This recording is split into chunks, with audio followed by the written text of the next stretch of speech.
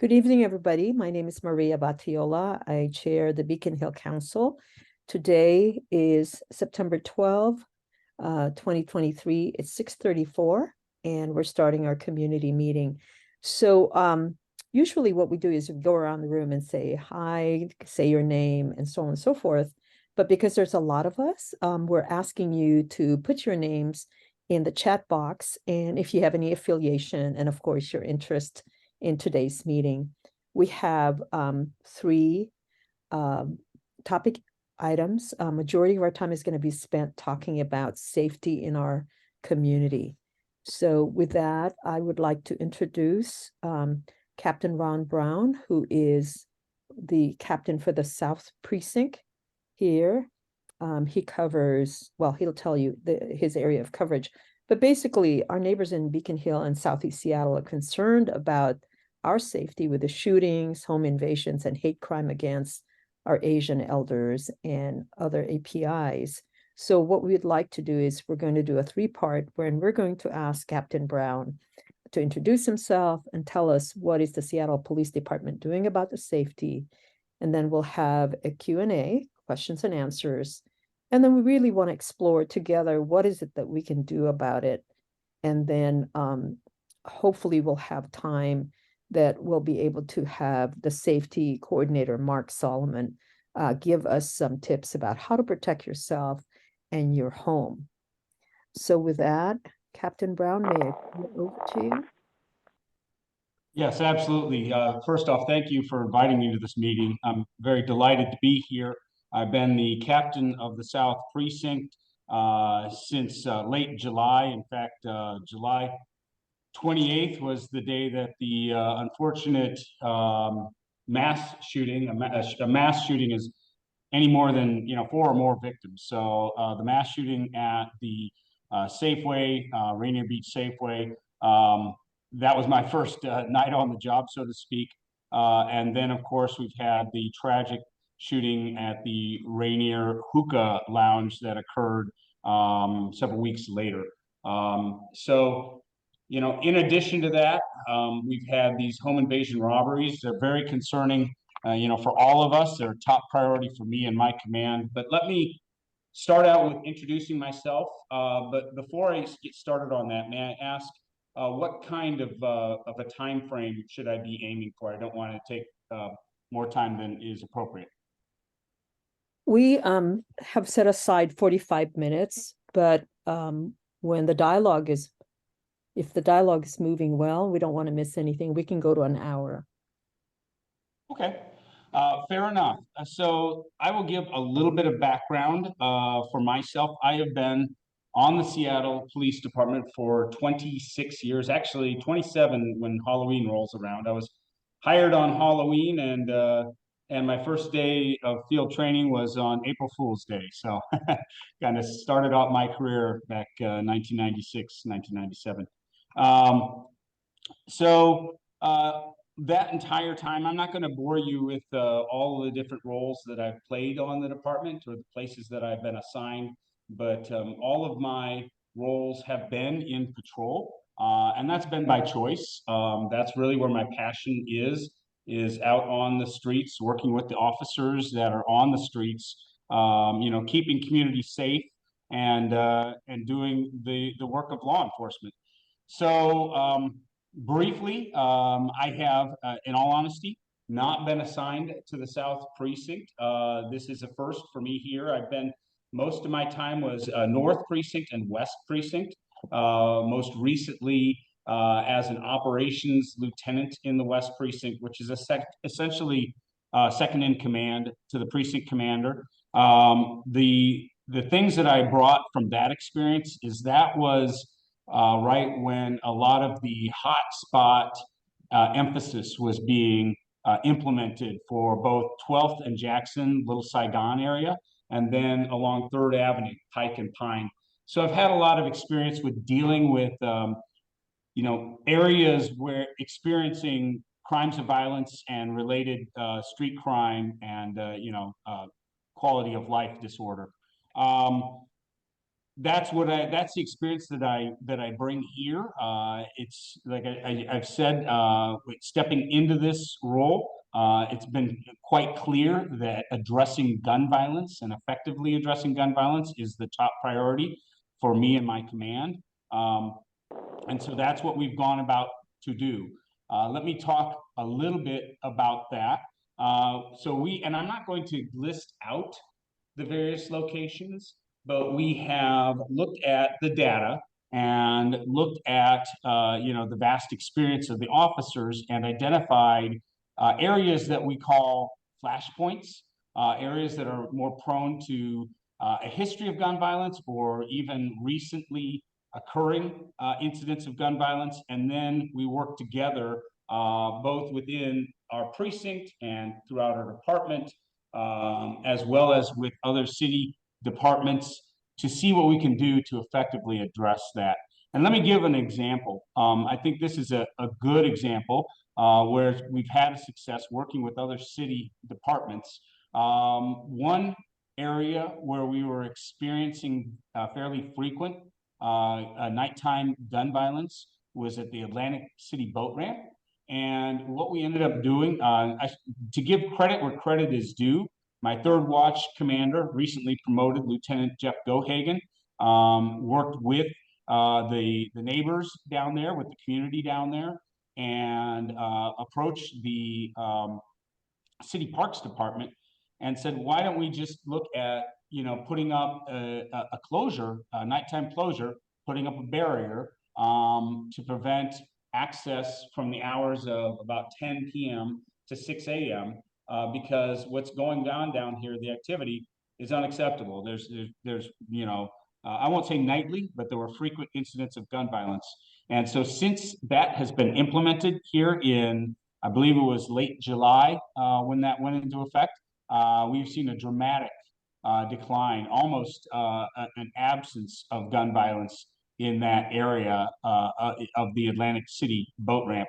So that was very successful. I just highlight that as an example, and also as an example of working with other departments in the city to come up with effective solutions. Because I think traditionally, as a police department, when we see areas where there's crime and violence, we think that just putting cops in those areas will make a significant impact or make it go away.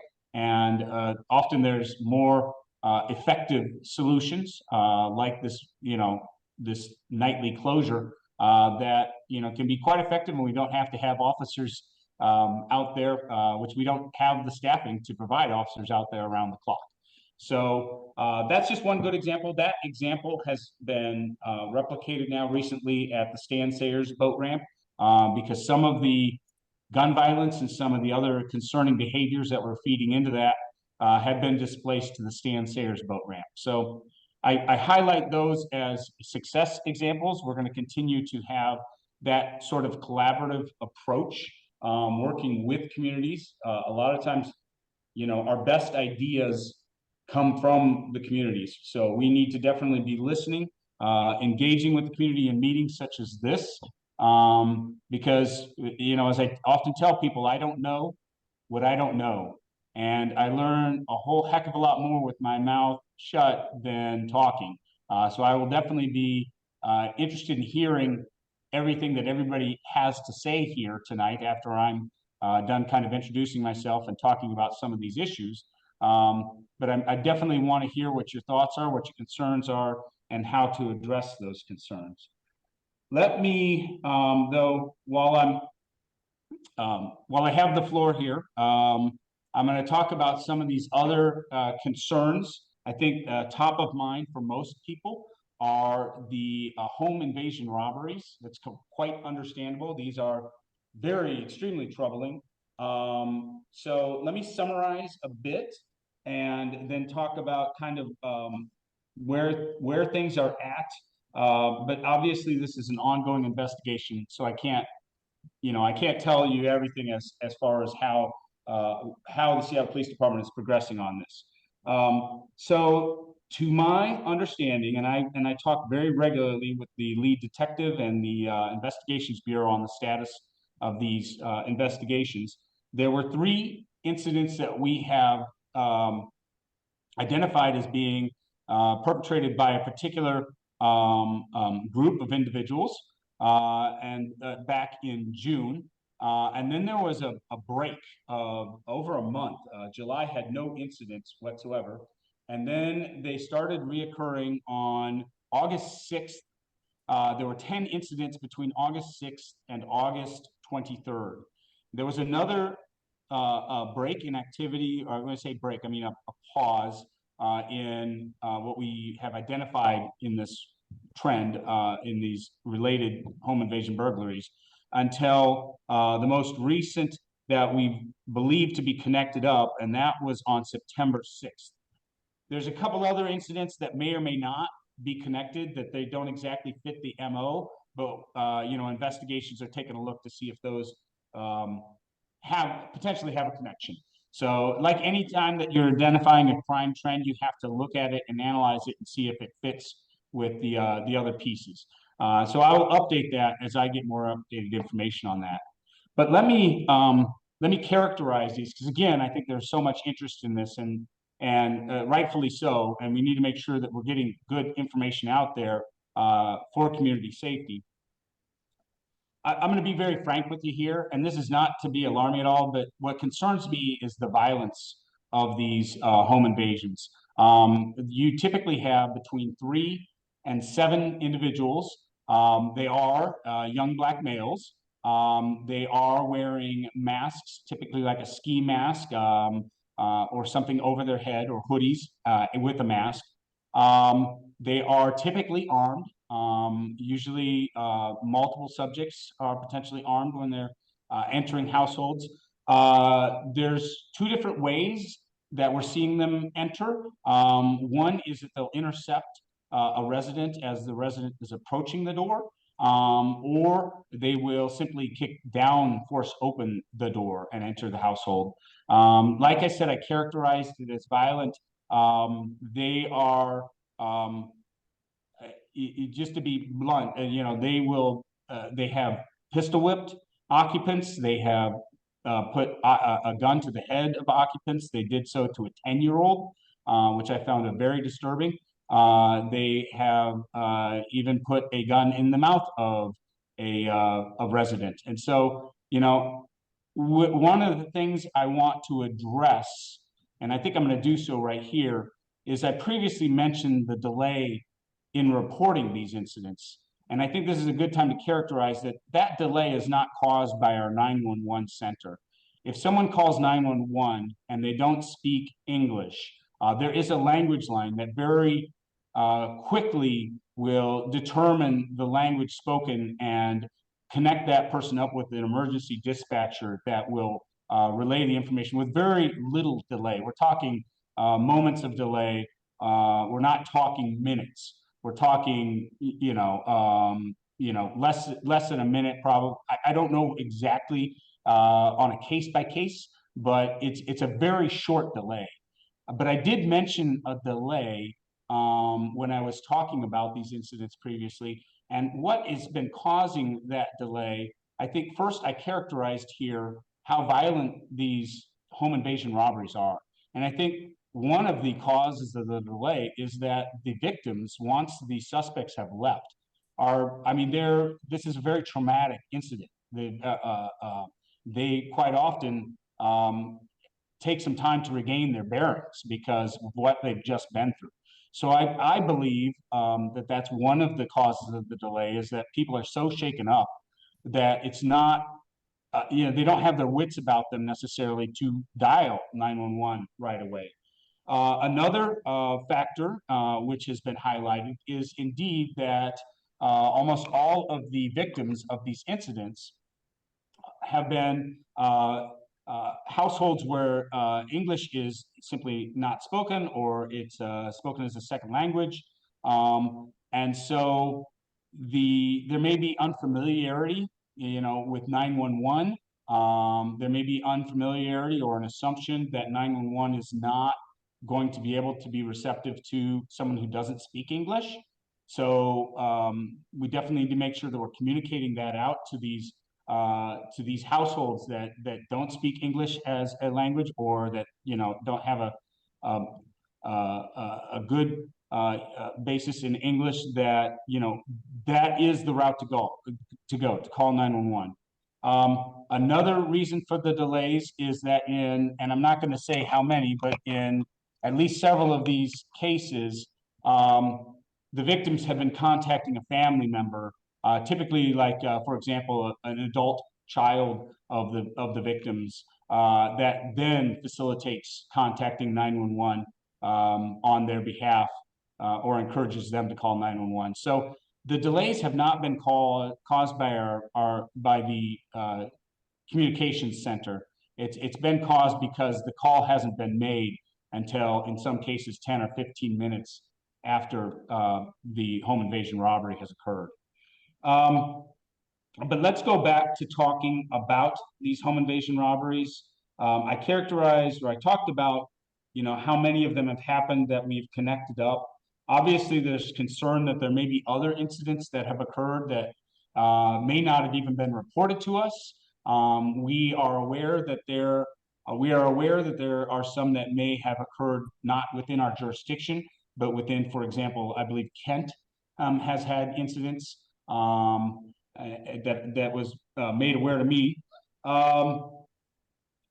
And so, as far as safety, one of the things I want to encourage is, so we don't know how the perpetrators are selecting their potential victims, but it's obvious that that it's deliberate, that they are selecting those that are elderly, and those that are appear Asian, Pacific Islander, and as for why that's the case, I can only theorize. Part of it could be the delay in reporting that I just talked about. There could be assumptions about the presence of valuables on the premise. Culturally, there may be those that, instead of securing values or money in a bank or a safe deposit box, may have it secured on the property. But again, that's merely speculation on my part. So I want to talk about, like I said, we don't know why these how the suspects are determining the locations, but I want people to be mindful when they're coming and going from their house, particularly when they're traveling home. If you think that you are being followed, pay attention to that, or even be looking to see if you're being followed. One thing you can do, and I know this is something I myself have done when I've worked different roles on this department. One of my roles, I worked with an anti-crime team. We were doing undercover work, and so every time that I would go home, to make sure that I'm not being followed, before I headed to my driveway, I would actually pull off before my neighborhood onto a different residential street, and I would circle the block. It happened to be at night, and I could see if there was headlights that were following me. So again, I'm not trying to make people overly paranoid, but at the same time, if you're coming from someplace out in public, and particularly if you have any inkling that you might be being followed, it's okay to circle a block and see if the car follows you. Typically, we're talking 1 or 2 cars. They very often they are a stolen Kia or a stolen Hyundai, and they often have multiple occupants. So like I said, usually these home invasion robberies have between 3 and 7. Typically, you can only fit comfortably in a Kia or a Hyundai. So it's quite often there'll be 2 vehicles that may be showing up. So be mindful, of any of those.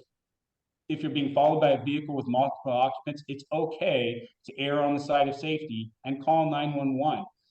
That doesn't mean that we are going to, we're going to take the circumstances. We're not going to assume you know, the worst. We're going to investigate, but it's always good to err on the side of safety. Let the officers come out and investigate if there's something suspicious that you're concerned about. So we posted in our SPD blotter some other things to be doing to try to you know, promote public safety. I would encourage you to look there, and I would also encourage you to get the word out to other communities, other members of our community that don't necessarily have English as a primary language. They speak it as a second language, or they're not fluent in English. That we are messaging out this safety information in other languages to the communities. I know that we put it out in Vietnamese. We put it out in various dialects of Chinese and in other Southeast Asian languages to try to get the message out. The biggest, strongest message that I want to encourage, though, is that immediate calling of 911. Every second matters when the police are responding to an incident such as this. At this point, I want to, well, there's two things I want to address, because I think one thing that's going to come up, there was a press conference about a week and a half ago that Seattle police put out about these home invasion robberies. And one thing that was emphasized in that is that that these are not hate crimes. What I want to kind of give a little bit more clarity to that. So we're not characterizing it as such because we don't have direct evidence of that, but any investigation can reveal evidence which changes that, you know, that storyline. And so what I want to say here clearly is that just because at the time that we put out that press conference, the message from the Seattle police was that this is not considered a hate crime, it doesn't mean that in the end, when these people are caught, and they eventually will be caught, the evidence might not prove that there is some connection, you know, to this being a hate crime. And that'll be up to the detectives, that'll be up to the prosecutors to make that determination. But I wanted to make sure that you knew that we're not right up front characterizing what the outcome of this ultimate investigation is going to be. You know, further evidence could weigh in on what charges will follow. So Brown, I'm going to Yeah. interrupt you because I'm trying to keep us within the different opportunities to ask you questions. But I do want to put a note on it that the release of the information that majority of the crime victims are Asians gives us from the community a perception of pattern. So Yes. I'm just going to leave it at that. And by the way, everybody, as you are reacting, please feel free to put it in the chat box. If you have a question, I've started the list. We have two people who are asking questions. The first one is Linda Wong, then afterwards, Linda Koa. Linda, please go ahead. Sorry, it takes me a minute to find the unmute button. How are you conducting outreach to non-English speaking households? And a large number of them don't necessarily have internet access, and they're not particularly familiar with police. And so what type of, and these are probably the victims that will be targeted. So how are you conducting outreach to them? Yeah, absolutely. So so here in the South Precinct, I don't know if you're familiar with Lynn Tuck, but Lynn works with the Vietnamese community, and I know that he has been leading the, you know, getting the information out within the Vietnamese community. And we also have Monica Lee, who also works with the Seattle Police Department. These are civilian employees that are community outreach individuals, and Monica Lee works with the CID, but she also works with the Asian communities, and she has been, let me, give me just a moment. I want to get my notes on what Monica Lee has been doing.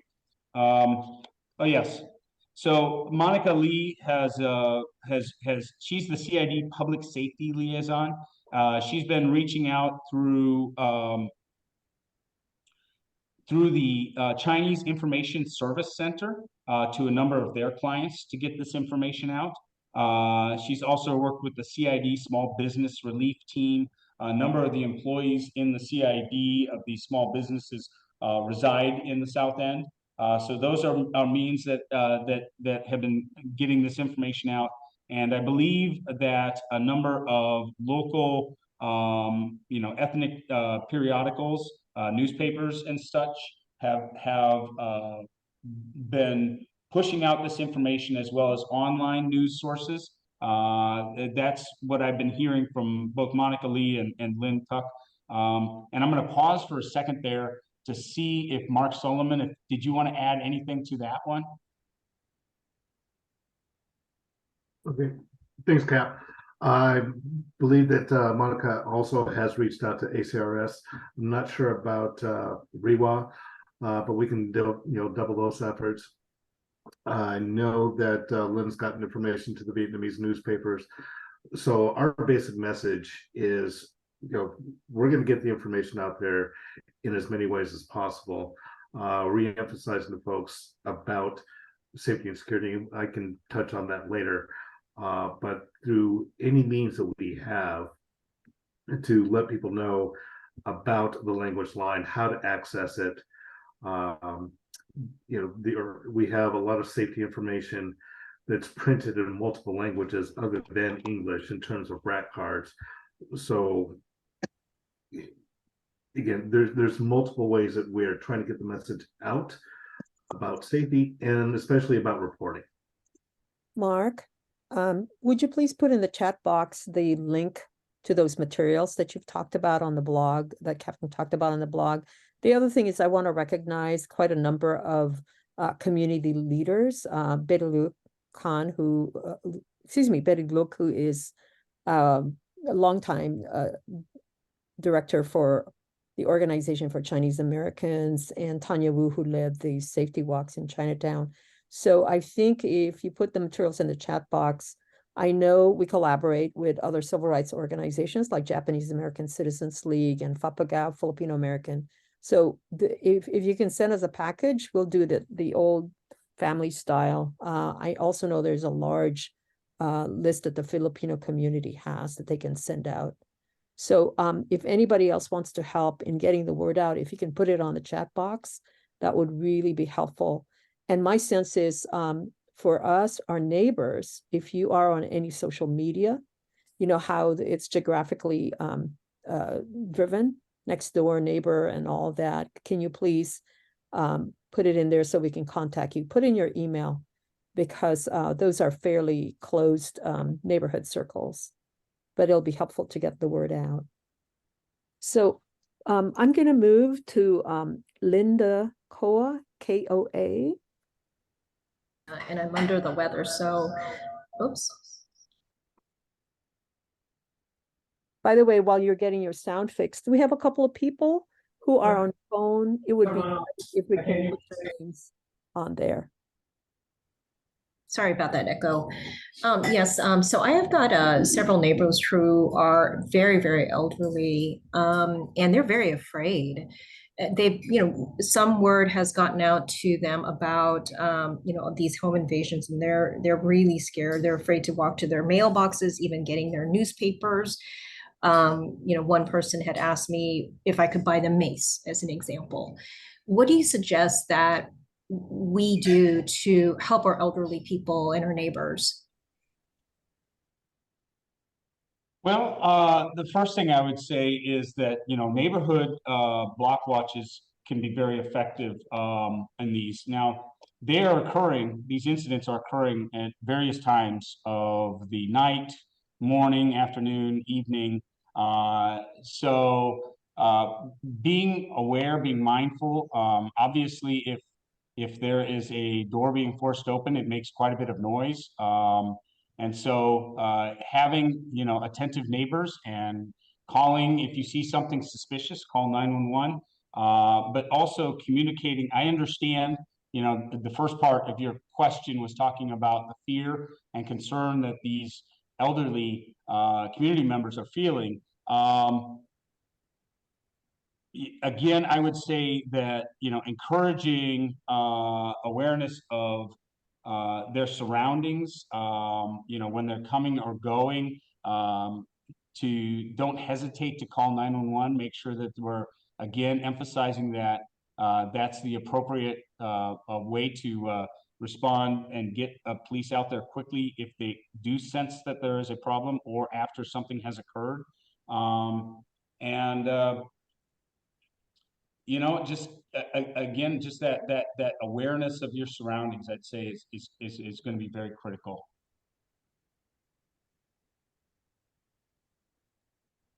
The next person is Tanya Wu. This is the one who's running for city council. So thank you for coming in and talking about this. And so yes, I wanted to echo Maria's comments about please use your community partners, please use us to disseminate information. We'll love to have materials in Chinese and Vietnamese to hand out. But also wanted to ask you a question. So you said there's about 14 total home burglaries that are similar enough in nature that they are connected, but there are many others that are not similar. Are we seeing this as possibly copycats, or are we worried? And also going forward, second question, will you notify us if another one were to happen? And how many are we seeing? Is this an epidemic of sorts? Are we averaging like a home burglary a week? Like, is this, will the communication channels be open? Yes, absolutely, about communication channels being open. But let me go back to the beginning of your question. I think I mischaracterized slightly, or when I spoke, maybe kind of conveyed something I didn't mean to convey. I would say that, so there's not copycats to my knowledge. When we have what I would call this typical MO, means, method of operation, we're very confident that is typically this same group, and that ends up getting confirmed with investigations, that it does appear to be the same group of associates. So we're not seeing other incidents of doing the same thing. We believe that there is a group conducting these style of home invasion robberies in this geographic area. We don't think that there's others that are copycatting that and doing similar things. I can't talk about an ongoing investigation, but we're fairly confident that it is a group of individuals working together that are doing these home invasion robberies, and that there's not other incidents that you're not being told about. Is there other groups doing similar robberies? Well, what I meant when I was saying that there's two, and again, I got to be careful because I'm talking about an ongoing investigation. What I meant when I said that there's two others that we're potentially looking at, there's two other incidents that are not home invasion robberies, but we're seeing if it may be connected, is all. And I can't really say more than that, but they are not this characteristic classic home invasion robbery like we've been seeing. So I'm not saying that there's other incidents occurring. The ones that we've seen in the geographic areas that I've been speaking about appear to be connected. And you will let us know if there are further incidences. Yes, and one of the things I do want to let people know about, that I want to mention, and I think I'll take the time to do that now, briefly, and I don't want to take too much time for this because I know the most of the emphasis is on the home invasion robberies, but we have seen a couple of what we call bump and robs. These we don't believe or don't have connection to the home invasion robberies, but we did put on the SPD blotter earlier today about these bump and robs. So let me speak briefly about that, if I may. I'm going to pause for a second. Okay. So what the bump and rob means, these going to happen, the incidents that are described on the blotter both happen in nighttime hours, close to midnight, both in the South End, Rainier Valley area, where a driver feels their car struck from behind. And when they go out to examine the damage, they're confronted by a gunman or gunmen getting out of the car that struck them to rob them of their valuables, rob them of their car, which is what we call an armed carjacking. And so briefly, what I did want to discuss, obviously this is a very different crime than the home invasion robberies. Like I said, we don't necessarily have any connection between the two, but it brings up concerns. And so I want to talk about those concerns. So like I said, the incidents, two of them are not enough to establish a pattern. We don't know if the two are connected, but in both cases, you have a dark colored sedan that will bump driver's vehicle from behind and then confront the driver at gunpoint. If you're on a darkened street and you're all of a sudden struck from behind by another driver, it is very appropriate to drive to a lighted area. You don't have to stop right there and conduct your reaction to a collision. If there's multiple occupants in another vehicle, if there is no seeming reason why you were bumped from behind by a car, it's perfectly legitimate to call 911, explain to the 911 operator what's going on. And obviously, it could turn out that it was simply at face value a rear-end collision. But for your safety, I would encourage you to go to a lighted area. If possible, go to a police precinct. Keep the 911 operator on the line and do what the 911 operator advises you to do. And again, just be aware, of your surroundings. Be aware if you're being followed. That will help. That could help. Again, just that kind of area situational awareness. If you have a car that's been following you, that's something to be mindful of, and know that you can go to a police precinct or you can go to a lighted area such as a gas station parking lot that has surveillance cameras. Captain Brown, what I'm going to do is alert everybody that we have two more people on deck, and we're now at 7:11. Mark, I think what might be good, I'm looking just at the complexity of what I'm hearing here. It might be good for us to actually set up a much longer workshop in terms of safety tips. And I think we can do that. I'm also getting input from people that we should do a meeting in person. So that may be another option to do a hybrid along with that. So if you don't mind, we'll continue with Captain Brown. I have Chris and then Kalia on the list with their questions. So if you both are good with it, give me a nod and we'll continue. You okay with this, Mark? Thank you. And Captain Brown, you're good? Yes, I'm good. Thank you. Okay, all right. Let's proceed. Chris, go ahead, please. Sure. So doing research on, so just first of all, our home was actually, we're one of the victims. Our home was invaded on the morning of August 28th. So, but just to, so two quick questions are, has the FBI been engaged? My understanding doing research is that the FBI has access to technology that can help identify criminals based on, for example, cell phone records and GPS location. So that's a very good question, and sorry to hear that you are a victim of these crimes. I cannot comment on an ongoing investigation. That being said, I will say that we're using every tool available to us to solve these. This is a top priority for the Seattle Police Department and for the South Precinct. Got it. And have there been any patterns in terms of, the various other victims? Were they at a particular public location immediately preceding going home and then being victimized, or so to try to get the word out? So I understand that question. That's a good question. You're not the first one to bring that question up to me. And if we did see a distinct pattern, we would definitely be flagging that. It's been a mix. Some people have been coming from,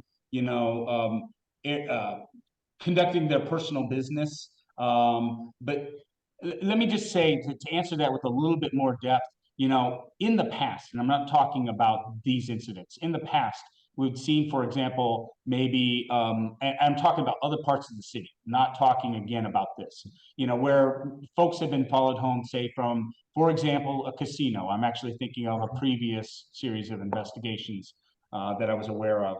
That's not the case here. There's not a consistent pattern. It's not that people are coming home from the store or from a shopping area or from the casino. They're doing their usual business, and they're either, like I said, some of them are coming home, and some of them are just at home, and the door literally will get broken in. To me, and again, I don't want to go into too much detail here, but to me, what that would mean is that there's definitely some sort of surveillance or some sort of reconnoitering going on to determine these victim locations. And so, again, that's where I encourage the public, that kind of block watch, that be alert, look for, Kias, Hyundais that are cruising around the block, potentially multiple times, multiple occupants. Calling 911 does not mean that they are going to be considered to have committed a crime, but we are going to use it as a suspicious circumstance where we can contact that vehicle and see what is going on, and whatever may be going on might be innocent enough, but it might be the tip that leads to breaking the case, so to speak. So again, encouraging communities to be aware of what's going on and reporting it would be very valuable to us.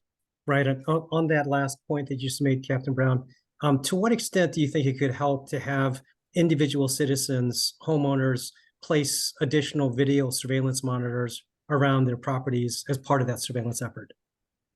Extremely valuable, highly encouraged. Obviously, not everybody, necessarily has the financial means of installing high-tech surveillance in their households, but I will tell you that is one of our go-to evidence collection when we respond to these scenes. And we always respond with a full investigation. Our robbery detectives come out to these scenes when they've occurred. You probably know that firsthand from having been the victim of this. But one of the first things we're looking for is video, not just from the victim of residents, but from surrounding, businesses as well as residences. And Ring cameras and any of that stuff is extremely valuable to us. Thank you, Captain. Thank you. Next up is Kalia Carter. Yeah, hi, thanks for taking my question. So my question is really more about the data. And so I'm wondering if there is any information you can share with us about the difference between some of the more violent incidents and less violent incidents. So you said, for example, some people are getting terrorized, essentially, as opposed to maybe some other incidents where they just come in and take what they want and leave. So I'm wondering, is there anything that we can do as residents, as any deterrence that we can apply? So I know Chris just asked about, we have our Ring doorbells and stuff like that. Have you seen any correlation between people have alarm systems that go off and do they run off? Or, if we happen to find ourselves in a situation where our door gets kicked in, what has been some of the determining factors between them being more violent versus less violent? Is there any advice you can give us towards that? Yeah, no, I hear your question. That's a good question. I don't want to characterize the nuances in differences between these crime scenes in that, I'm not the firsthand investigator.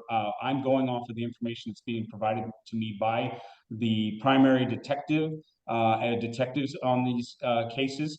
And so I don't think that I could tease out for you and characterize what has created differences in these scenes. But I will say from my experience that it is concerning the level of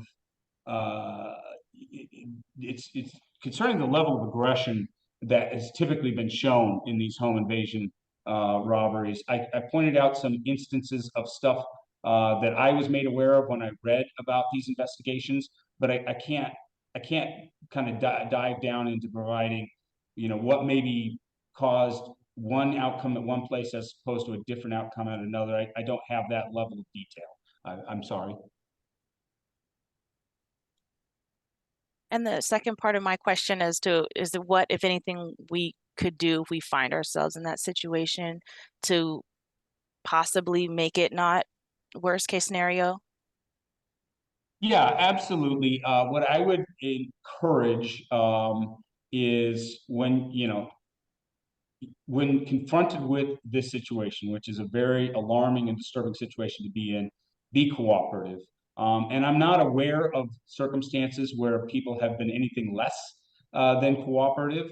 I think people have been quite terrified, and so they have been, to my understanding of the investigations, very cooperative. I'm not aware of any, overt resistance once these armed gunmen have entered their house.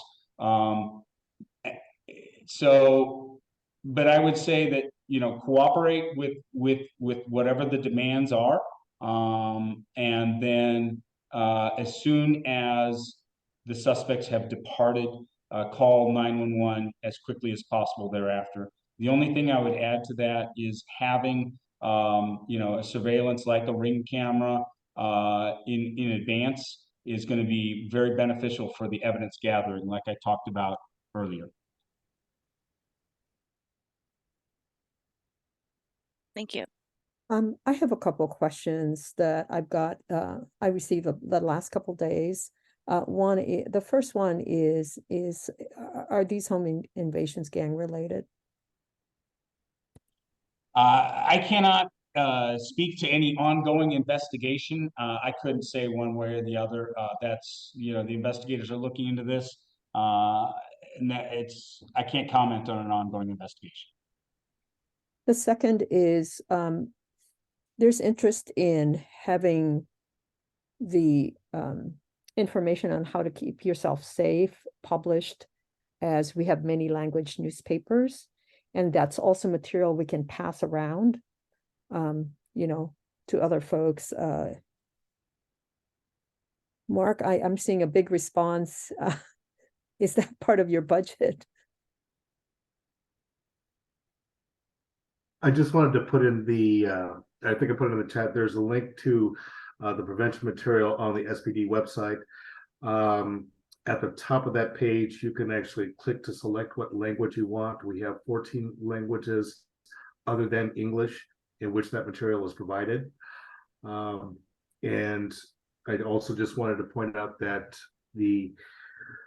organizing block watch groups, doing home security assessments or business security assessments, doing personal safety education for folks, whether it's in the workplace, in the neighborhood, that is what I do. So I encourage folks to reach out to me. My information is in the chat. I am here as a resource for you. I'm not just, here as a Beacon Hill Council board member or as neighbor. I'm here as a resource for you in connection to SPD. And I know Chris and I have been talking about getting something going over at, in his neighborhood in terms of block watch and community safety. I've had several folks reach out to me recently about organizing something. So again, do not hesitate to tap me. That's what I'm here for.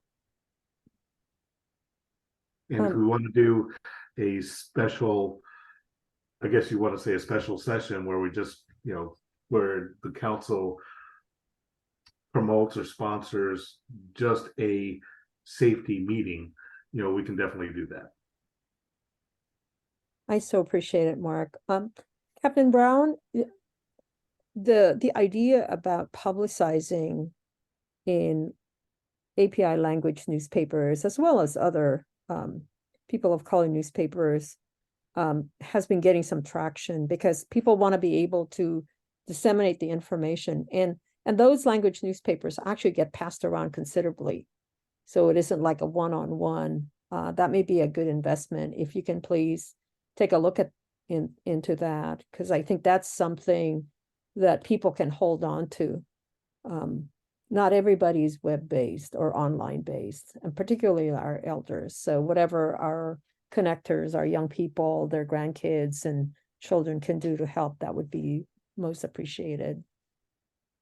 The other piece that I wanted, I'm sorry. Oh, I was gonna say, yeah, no, absolutely. That's great advice, and I will be following up on that.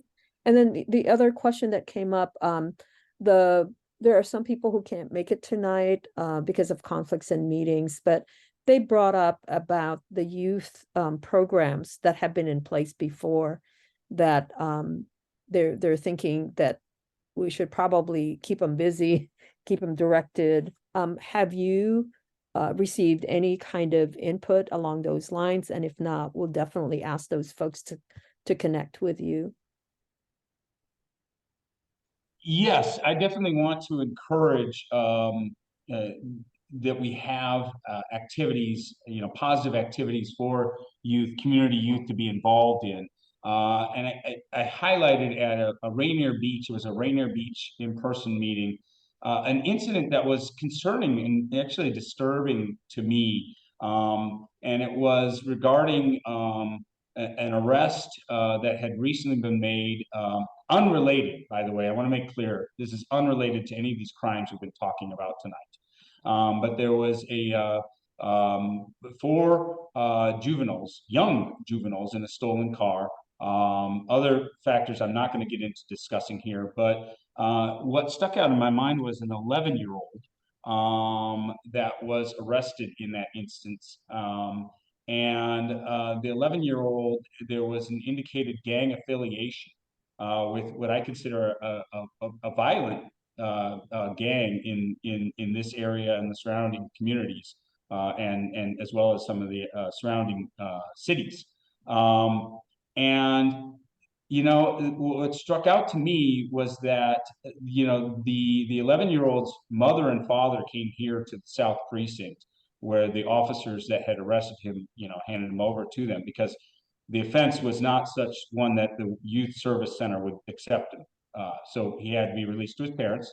The parents were very engaged and very, communicative with the officer about, that the kid is doing well in school. The kid is, the child is well provided for, has a good, loving family.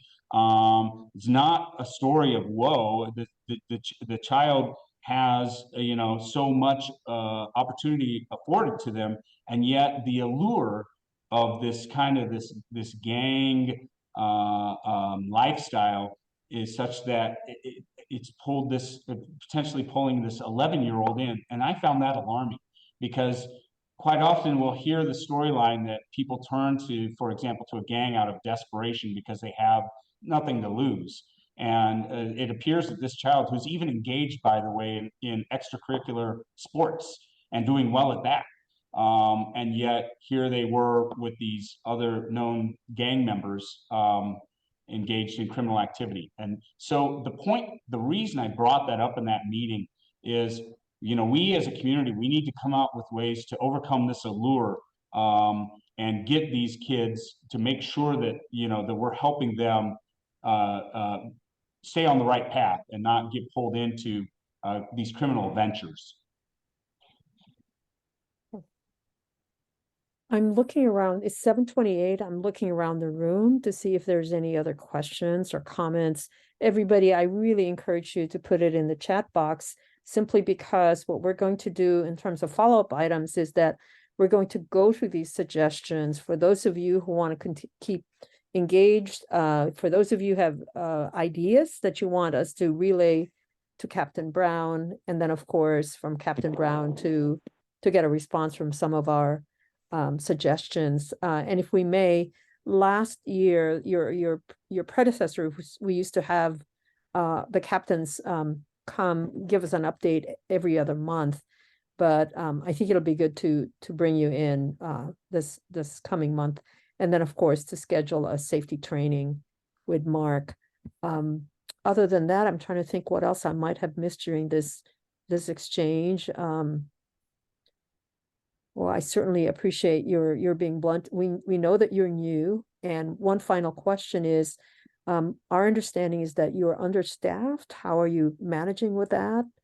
And is there anything we could do, particularly with our representative, to be able to address that? We have Evelyn Chow from Councilmember Tammy Morales' office here with us.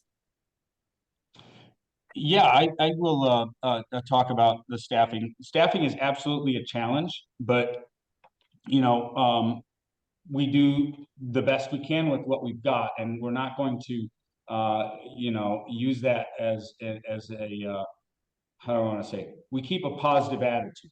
And so that's very key within my command. I've been delighted coming into commanding the South Precinct that I have very engaged officers that are eager to go out there and do good police work and and do everything we can to keep the community safe, to prevent gun violence, and when incidents occur, that they're very responsive, they are very professional. I've been delighted because this is not a demoralized police department. This is not a demoralized precinct. They are very eager to do good work. So really the challenge is just how we allocate those resources.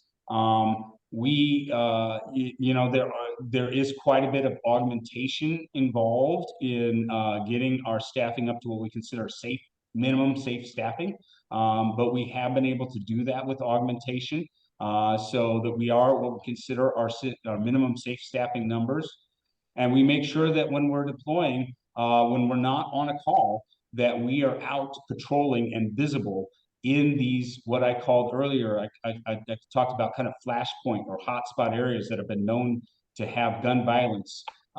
We make sure that officers are out in those areas and not just driving through, but getting out of their car, talking to community members, talking to people, say in the parking lot, for example, of the Rainier Beach Safeway, or going in and talking to the store owners and community members that are in those locations, to get connection with the community, to find out what they need, and how we can best go about addressing these community problems of gun violence and other criminal activity. I see one last question from John Hayes.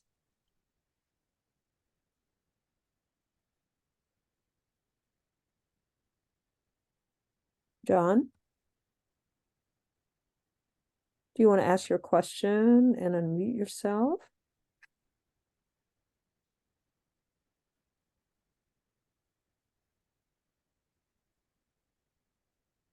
Okay, John Hayes.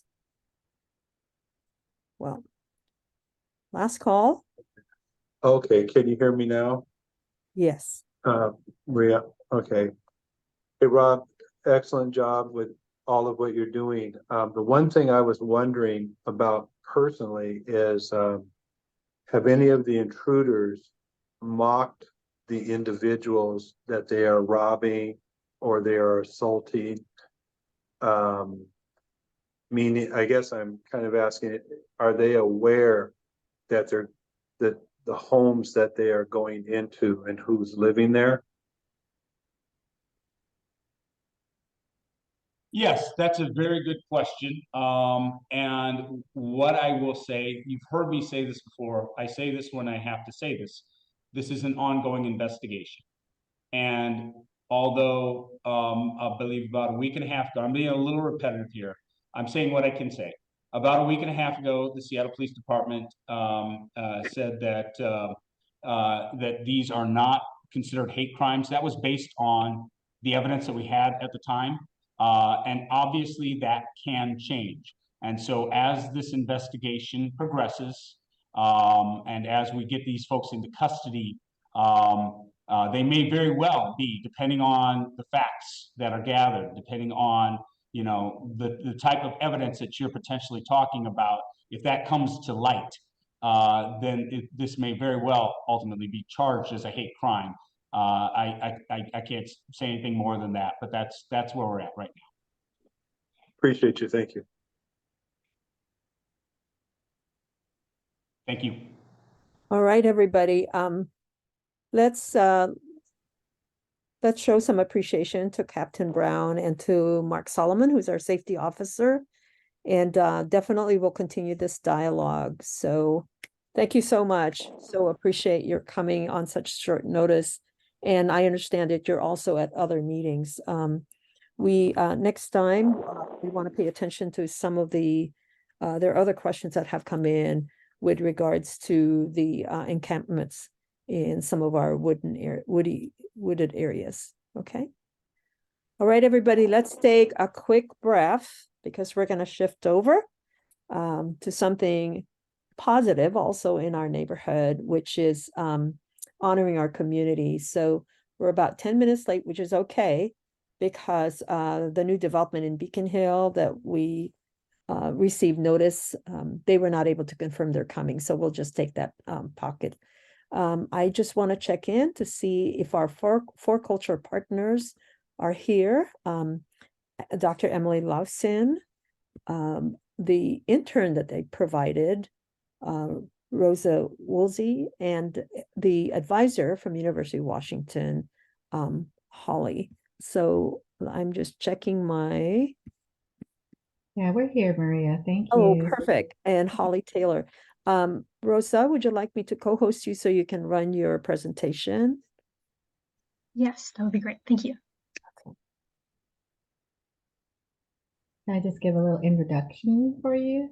Yeah, please go ahead. How much time Deirdre, does Rosa have? you have the same amount of time. You're okay. We're just there's one presenter that's not showing up. Deirdre, Okay. can you co-host? For some reason, I'm not able to co-host Rosa. Yeah, I'm looking for her. What time is your meeting scheduled to end? We're going to be ending at about 7:55, but Okay. we'll Thank work you. with you. No problem. Good evening, everyone. My name is Emily Lawson, and I'm the Historic Preservation Program Manager at For Culture.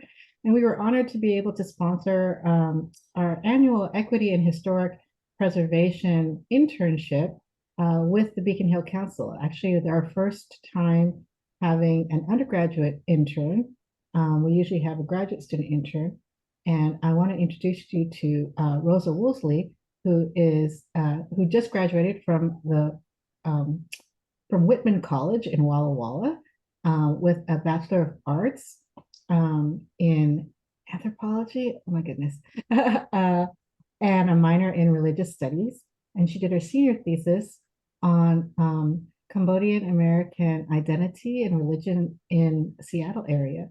And so we had her do her internship project looking at culturally significant sites in Beacon Hill. I'm going to turn it over to you, Rosa. Yeah, thank you for the introduction. And I'll share my screen here.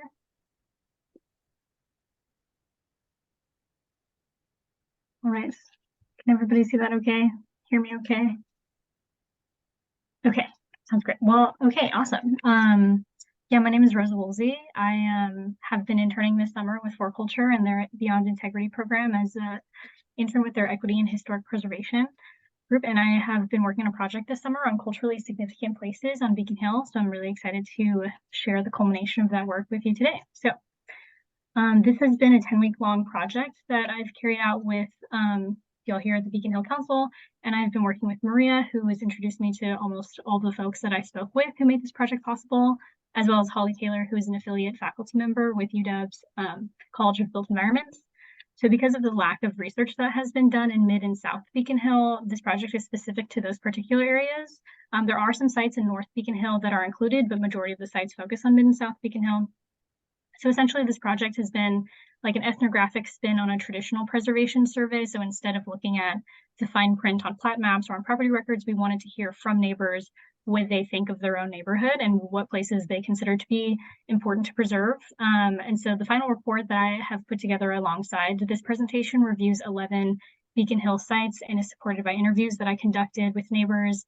And so this presentation today will be overviewing those 11 sites. So the central questions that we were looking at was what historic places on Beacon Hill are valued by the community. And this question can be framed in a few different ways. For instance, when you're walking around your neighborhood, what would you miss if you saw that it was closing? And when you think of your life on Beacon Hill, what places come up for you?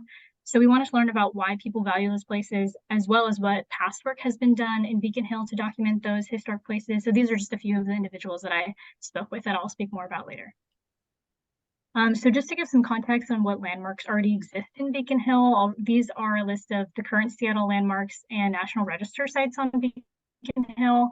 There's only 7 of them, and they are primarily designated on the basis of architectural significance and on their relationship with a well-known designer, and have little to do with the many minority groups that live on Beacon Hill. So what we're trying to do is turn the direction of what kind of places are getting preserved on Beacon Hill.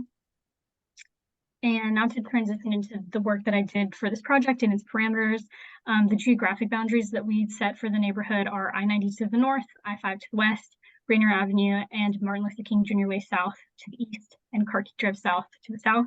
And then mid and south, Beacon Hill was defined as anything within that range, and then south of Jefferson Park. So I carried out 8 interviews with neighbors and people who are familiar with Beacon Hill. So that was Ron Chu, Matt Remley, Larry Matsuda, Esther Little Dove John, Adam Alsabrook, Betty Jean Williamson, Larry Sang, Tess Lenoir, and Mara Shapley. And their narratives are kind of weaved throughout the histories of the sites that we'll talk about today. So I also attended the Beacon Arts Street Fair in July to cast an initial wide net, just asking fairgoers and vendors for site recommendations. And with those recommendations, I ended up compiling a list of 74 sites that people mentioned to me. And obviously I could not go in depth of all 74 of these sites. So I just asked, I narrowed it down to 11 sites to focus on, and I chose sites that were mentioned with passion or with frequency and have specifically unique or vulnerable histories. And I wanted to be sure to try to be as representative as possible of this massively diverse community, which it was inherently not super possible in the limitations of just a report and a presentation, but I hope that this work can be used for future researchers. And if anything can really be drawn from the study, it's that Beacon Hill is clearly loved by those who live there. So to get into the sites, this list is in order from north to south, and we begin with El Centro de la Raza, which almost everybody that I spoke to mentioned to me as a highly revered community center. It offers a really wide range of social services. It was originally Beacon Hill Elementary School, which was the first school on the hill, built in 1904, and it closed in 1971. In the following year, in October, it was the start of a 3-month-long occupation of the abandoned school, which was led by Roberto Maestas. And then in January of 1973, the City Council of Seattle finally handed the building over and famously yielded the building to the activists for a whopping $1, which great deal. And the next up is the Ponce Torres family house. So this house, Ponce Torres was a Filipino-American community leader. In 1933, he helped to found the first Filipino-led labor union in the United States, the Cannery Workers and Farm Laborers Union. And this organization was in support of the rights of Alascaros, Filipino salmon processing workers who went up to Alaska from Seattle during the summers. And the Torres family provided housing for many Alascaros here in their home. And Ponce Torres' widow, Auntie Flor, she still lives here and owns the house, which is important if she's interested in any kind of landmarking. Ownership is really important for that. So, yeah. And then next we have the Rasmussen family house. So this house has been the home of generations of Duwamish tribal council members. The Rasmussen family has a really long tradition of leadership in their family. The house was originally built in 1908, and the fact that this family has been able to remain on Duwamish land for generations is pretty unique and remarkable. The house also has been a destination for Duwamish individuals who are nearing the end of their lives, as it was an important burial right site. So this is a quote from a 2002 oral history interview that had been done with Anne Rasmussen. And her son, James Rasmussen, described the house as a key contributor to his identity as Duwamish, as he was able to grow up on Duwamish land. But unfortunately, the family had to sell the home last May, and James has since moved from the house. So that's that. And then next is Day Moon Press. It's a printing press that has been operating in Beacon Hill since 1982. The business was originally founded by Maura Shapley here and is now run by her daughter, Tess Lenoir, who is a 4th-generation printer. And the building has a very long history of being hosted by family-owned businesses since 1930. It has gone through like various drugs. It was a drugstore, and then it was a grocery store, and all family run.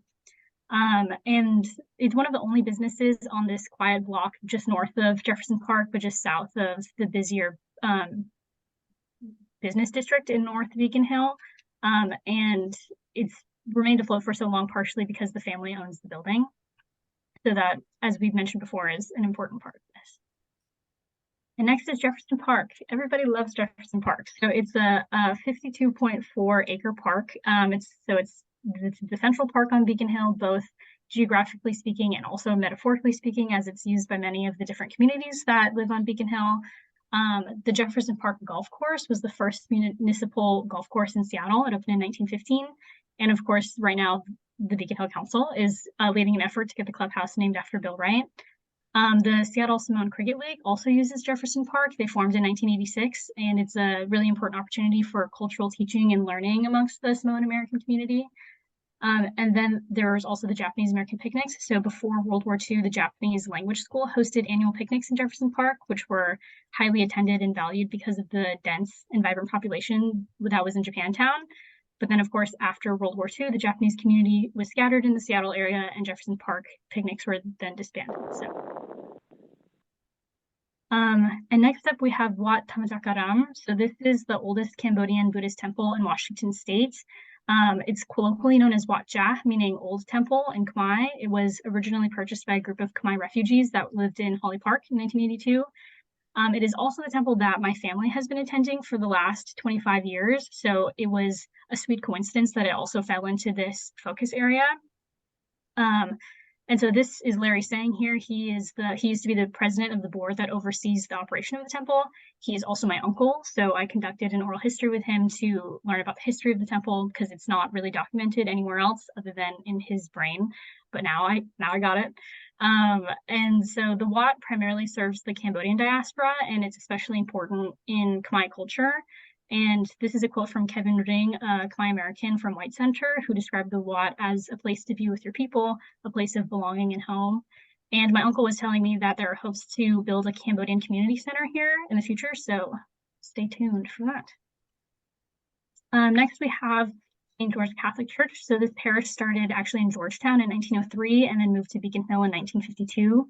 And the church is obviously a setting for major life events, for baptisms and weddings and funerals, and thus it became a really important social center. And St. George's especially is known for its extremely diverse congregation, which was initially made up of a broad mix of European immigrants and then eventually immigrants from Asia as well. And there's this really great quote on the St. George Parish website that expresses how the history of the parish has been enriched by the cultural heritage of parishioners. The diversity of people united in one faith has proven to be one of the greatest strengths of St. George. And I think that also speaks well to the impact of diversity on Beacon Hill more broadly as well. And the next step is McPherson's and Fuli. I think that in the scope of this project, grocery stores have been one of the coolest places to think about how community and cultural significance are formed, because it's not something you would maybe think of immediately. I spoke with Adam Alsobrook, who is a local architect, and he explained that there's a lot of reasons why a grocery store holds such significance, and markets that offer affordable and also culturally appropriate food for their community is an important source of support. And so a lot of people mentioned McPherson's and Fuli very passionately. And McPherson's is known as being a crossroads for the neighborhood's various migrant communities and low prices on produce. And Fuli is known for its broad and imported selection and also expansive and delicious hot deli. And then next we have the Common Lodge Cemetery. It was established in 1895, but was initially a Duwamish burial ground, and early Seattle settlers are also buried here. It is presently heavily overgrown and generally abandoned. It fell out of use in the 1930s, and then in 1987, portions of it were actually bulldozed for development.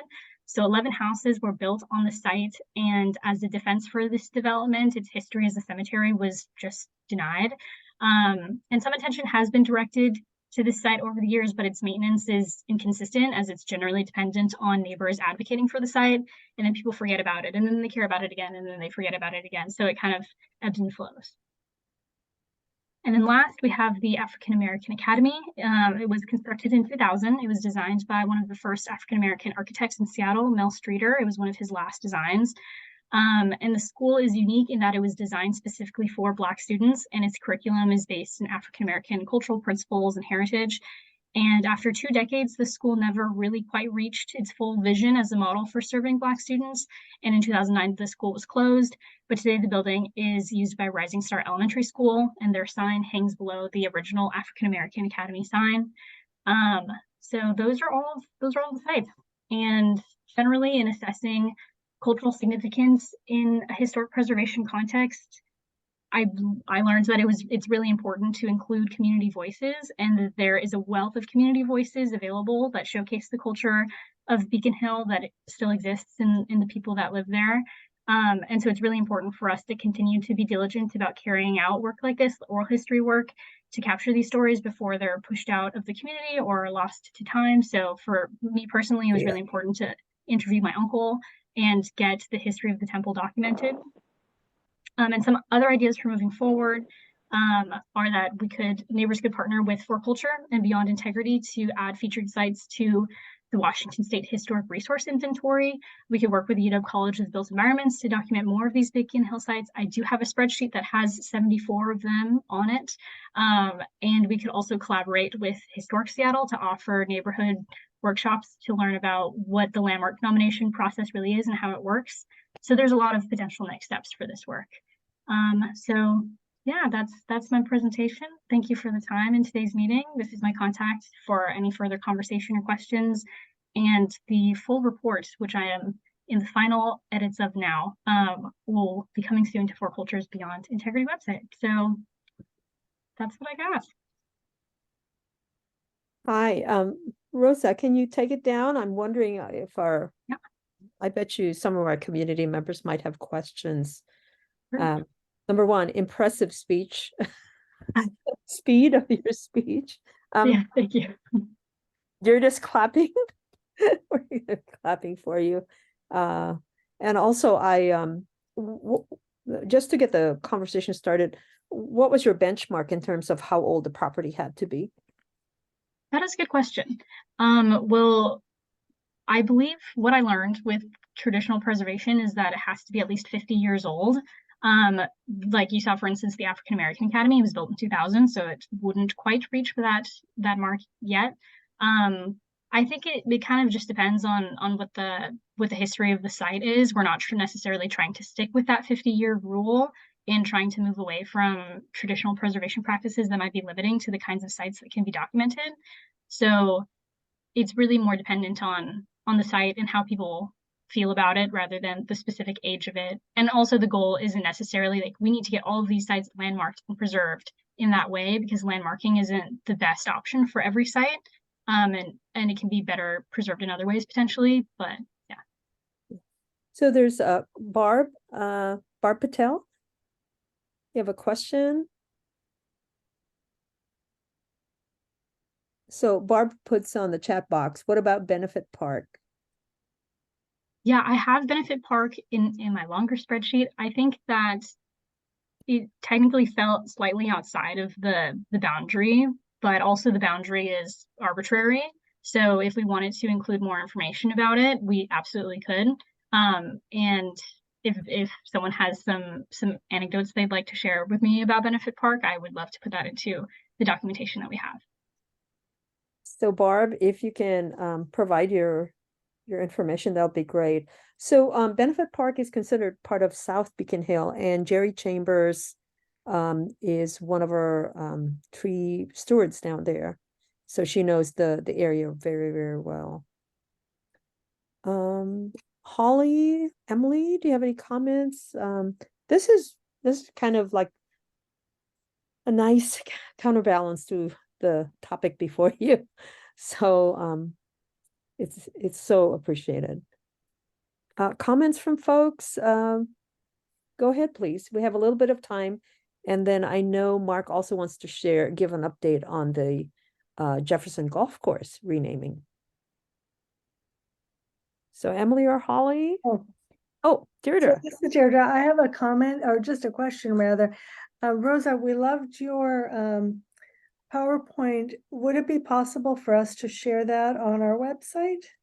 Certainly. I just emailed a PDF of it to Maria right before this meeting, so it's in your hands. Part of her required deliverables, yes. Thank you. She'll be giving Maria and the Beacon Hill Council her materials as well. And definitely we'll link to your website, Emily, For Culture website when that's done. I think part of what we're going to need help is in organizing ourselves, because we don't have an office. We don't have any of those things. And we are coming into a lot of historical materials basically because of the kind of work we're doing. So in terms of celebrating the diversity of our neighborhood. Well, I'll make a quick comment if I can. Please. We're just really proud of Rosa's work and delighted at what she was able to come up with. She had 10 weeks to do this project. She could have gotten a lot deeper into that long list of sites if she had more time. But hopefully we've got a nice representative mix of places that are important to people in the neighborhood, not just because they have an architect connected to them or because there's a history book written about them, but places that people love. So I think this is one of the directions that historic preservation needs to go in. And it was great to have an opportunity to do some of this work in the Beacon Hill community. So thank you for everyone who supported the project. And I want to just give a shout out to Holly because she really conceptualized this, and I gave him a tour, and I keep thinking I should give more tours about Beacon Hill because we're so proud. And I cannot wait to see that list of 74. I bet you there's going to be a bunch of surprises in there. Yeah. Really do want to thank Holly. Holly worked with Rosa every week, after hours, past hours, basically as a community partner volunteer with our Beyond Integrity work group. So just really, really want to thank her and encourage you all to check out her consulting business on Pass Forward Northwest Cultural Services. It's really, really helpful to a lot of other sites who are going up for landmark nominations. Mark, you want to give us an update on the renaming of the Jefferson Golf Course? Yes, and I'll keep this quick in the interest of time. The effort to rename Jefferson Golf Course to the William Wright Golf Complex is moving full steam ahead. October 10th at the clubhouse, it's going to be that's Bill Wright Day. That was established by First State, which Bill Wright was a founding member of. And at that event, which we are going to publicize far and wide, we are going to honor Bill Wright. We're going to give history about Bill Wright, and we're in essence do a call to action and in some ways put pressure on parks to actually get the renaming done. First State, First Tee, Redbird, Franklin Golf, Cleveland Golf, Washington Golf Association. We have a ton of stakeholders involved in this. And the objective for the event is to, again, honor Bill Wright and to inform the community about the effort to rename and do a capital campaign to raise money for a statue, a wall of remembrance. And once all that is covered by the campaign, any remaining funds will be used to support youth programs in golf. We have secured the Seattle Parks Foundation as our fiscal sponsor for this effort. So, as I said, more to come. I hope that we can use the our council website to host information about the renaming, as well as QR code for people to actually make financial contributions to the foundation for the physical things that we want to do in terms of a statue, signage, and the whole bit. We have not talked to anyone that is in opposition to this because, again, we're not talking about renaming Jefferson Park. We're talking about renaming the golf complex after Bill Wright, who Franklin graduate. Jefferson was his home course. First State he helped found. And while other golfers may have played at Jefferson and left, Bill Wright stayed. And we want to honor his legacy and his contributions for breaking down barriers for all people of color to play golf. Because at the time he was doing it, he couldn't play because of his melanin level. And it actually took a letter from Governor Rosalini to the city of Seattle saying, hey, what's up with this not letting these guys play golf? So we want to highlight that history too, and really put pressure on parks to make this happen. So that's my brief update. Great. Well, let's give a hand to Rosa, to Holly, and of course to Emily for bringing in that partnership. You guys, I'm so happy that there's so much generosity out there to help our community because, as you know, we're not even a nonprofit. We're a bunch of volunteers. And so this just makes us extra proud as we advocate and celebrate a welcoming, diverse, and healthy community. With that, we have 1 minute to go. So I'm just going to open up the floor to see if there may be any comments or questions before we close out the evening. So I'm just going to look through. And I so appreciate everybody. We probably will move towards an in-person meeting. I think we're just being very extra careful. There's a recent round of the pandemic, some of the folks, so we'll just be careful. But basically, Mark, the event is October 10th, 6 o'clock at the Jefferson Clubhouse. And so I'm excited. We're all excited. I'd love to help with a press release. So count me in. And we'd love to have you there and anyone else who is present at the event. And Maria, we will give you a speaking role. We'll see. Okay. All right. Going once, twice. Thank you for coming, everybody. That was a tough question, but we got through it. And we're going to continue and follow up with keeping our neighborhood safe. Okay, so if I may ask, board members, please stay.